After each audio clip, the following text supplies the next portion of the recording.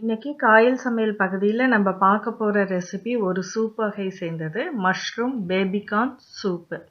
இது ரொம்ப ரொம்ப ஹெல்த்தியான சூப்புன்னு சொல்லலாம். அதாவது இந்த சூப்பை வந்து டெய்லி பெண்கள் குடிச்சிங்கன்னா அவங்களுக்கு மார்பக புற்றுநோய் வராதுன்றத சொல்கிறாங்க.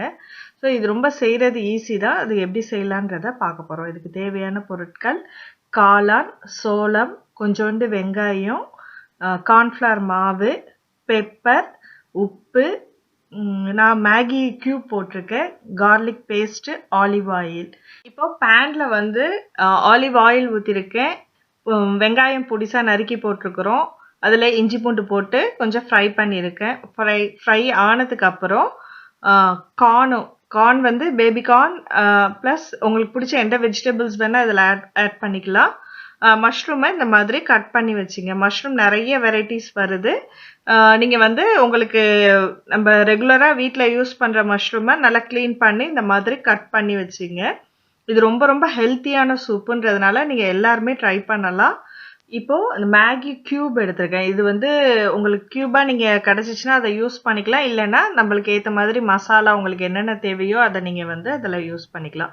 கியூபை வந்து நம்ம டைரெக்டாக கலக்க முடியாது. ஸோ அதனால் அந்த கியூபை உடச்சி போட்டு கொஞ்சம் வெது வெதுப்பான தண்ணீரை ஊற்றி இதில் வந்து நம்ம மிக்ஸ் பண்ணி வச்சுருக்கோம். இதிலே வந்து கொஞ்சம் உப்பு அதிகமாக இருக்கும். ஸோ அதனால் நம்ம பார்த்து தான் உப்பை ஆட் பண்ண போகிறோம். இதில் வந்து டேஸ்ட் வந்து கொஞ்சம் இந்த டேஸ்ட் உங்களுக்கு பிடிச்சிருந்துச்சின்னா இதை நீங்கள் ஆட் பண்ணிக்கலாம்.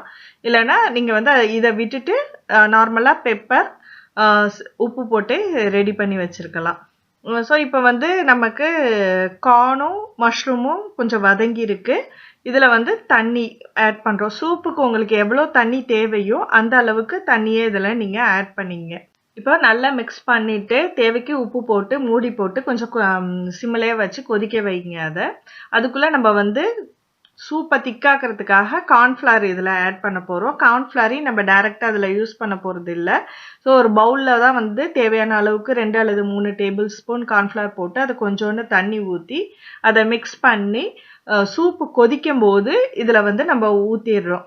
இது வந்து சூப்பை வந்து திக்காக்குறதுக்காக. ரொம்ப திக்காக்குனீங்கன்னா நல்லா இருக்காது, பேஸ்ட் மாதிரி ஆகிடும். ஸோ தேவைக்கு கொஞ்சம் கொஞ்சமாக ஆட் பண்ணிங்க. இப்போ ஓரளவு இது திக்காயிடுச்சு. இந்த அளவுக்கு திக்னஸ் நமக்கு போதும்னா அதோட விட்டெல்லாம். ரொம்ப திக்காக இருந்தால் நல்லா இருக்காது, ஒரு மாதிரி பேஸ்ட் மாதிரி ஆகிடும் சூப்பு. ஸோ அதனால் கொஞ்சம் குறைச்சே நம்ம வந்து கார்ன்ஃப்ளவரை ஆட் பண்ணணும் எப்போதுமே. சிலர் வந்து கார்ன்ஃப்ளவருக்கு பதிலாக முட்டையை கூட உடச்சி ஊற்றுவாங்க மேலே. அது கூட நல்லா இருக்கும் பார்க்குறதுக்கு. இதில் நான் முட்டை ஆட் பண்ணல. இப்போ கடைசியாக சூப் ரெடியானதுக்கு அப்புறம் மேலே கொத்தமல்லி, கொஞ்சோண்டு ஸ்ப்ரிங் ஆனியன் போட்டிருக்கேன் நான் கட் பண்ணி. அது தேவைன்னா நீங்கள் ஆட் பண்ணிக்கலாம். மிளகை வந்து தட்டி போட்டிருக்கேன். இதில் மிளகை தட்டி போடுறதுனால ஸ்மெல் வந்து நல்லா இருக்கும். உடம்புக்கும் வந்து மிளகு வந்து நல்லதுன்றதுனால அதையும் நம்ம சேர்த்துக்கிறது நல்லது. இந்த சூப் வந்து ரொம்ப ரொம்ப ஹெல்த்தியான சூப்பு. பெரியவங்களுக்கு, குழந்தைங்களுக்கு எல்லாத்துக்குமே ரொம்ப நல்லது. ஸோ இதை வாரத்துக்கு 3-4 நாள் கூட வச்சு நீங்கள் சாப்பிடலாம். ஸோ இப்போ சூப்பு வந்து ரெடி ஆயிடுச்சு. பெண்களுக்கு வந்து இது ரொம்ப ரொம்ப நல்லது. அவங்களுக்கு வந்து மென்ஸ்ட்ரேஷன் ப்ராப்ளம், அப்புறம் வந்து பெண்களுக்கு குழந்தை பேர் இல்லாதவங்க கூட இதை வந்து சாப்பிடலாம் அப்படின்னு சொல்கிறாங்க.